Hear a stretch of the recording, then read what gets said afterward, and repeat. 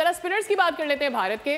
सबसे ज्यादा रन बनाए शाहू ने 22 run, that's all. But from here जो स्पिनर्स ने किया, Kuldeep Yadav 4 wickets and then उसके बाद यस दुबे 3 विकेटें उन्होंने हासिल की। This is what they have done. Shivam Dube is not a regular bowler though. Exact right, Shivam Dube is not a regular bowler.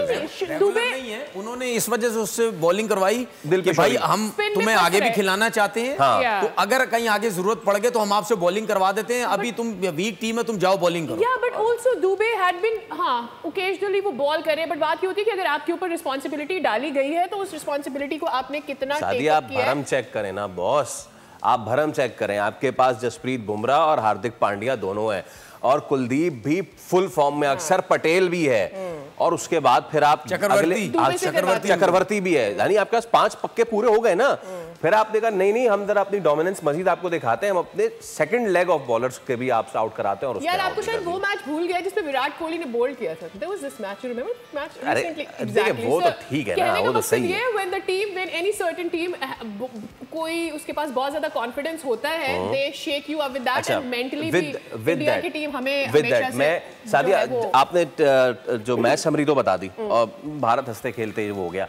अब जरा हम आज इंडिया की जो टीम है उसको डेसाफर करते हैं और ये बताने की आपको कोशिश करते हैं कि जब फर्ज कीजिए पाकिस्तान भी आए इनके सामने तो हम किस किस को पकड़ेंगे भाई। Let's go with the first thing. अगर हमारे सामने है और वी हैव गॉट, हमारे पास क्या है जनाब, और हमारे पास है the top order first. Okay, top order में इंडिया का आप ये जो 3 शुरू के हैं जनाब, शुभमन गिल, अभिषेक शर्मा, सूर्य कुमार यादव कप्तान, ये टॉप 3 हैं इनके।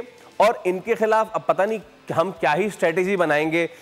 सर हमारे पास जो ओल्ड वॉर हॉर्स हैं शाहीन शाह अफरीदी, ठीक है, इन पिचों पे अगेंस्ट दीज 3 जेंटलमैन क्या स्ट्रेटेजी आपको नजर आती है? इनको आउट करना कितना आसान या कितना मुश्किल है? देखिए, अगर हम इन 3 की बात करते तो इसका मतलब ये नहीं है कि शुभमन गिल सर्किल में आउट नहीं हो सकता, या अभिषेक शर्मा सर्किल में आउट नहीं हो सकता, या शाहीन अफरीदी की बॉलिंग में शुरू के ओवर्स में आउट नहीं हो सकता, या और जो बॉलर्स हैं उन पे आउट नहीं हो सकता। ठीक है, हमारे लिए सोचने की बात ये है कि किस को आउट करोगे। हाँ, सूर्य कुमार यादव भी है, शुभमन गिल चल गया, ये चल गया, संजू सैमसन भी है, हार्दिक पांड्या भी है, ठीक है, तिलक वर्मा की बात ही कोई नहीं करता। अभी कर रहे हैं ना, ठीक है, वो ठीक ठाक। अच्छा, इस पे अभी जरा टॉप ऑर्डर में, ठीक है, मतलब 5-6 उनके पास प्लेयर हैं। बात ये है कि ये जब बॉलिंग करने आएंगे, शाहीन तो बॉलिंग करेगा, इनके आगे दूसरी एंड से कौन बॉल करेगा? क्या साइम अयूब करेगा? क्या हारिस रऊफ खेलेगा, वो गेंद करेगा?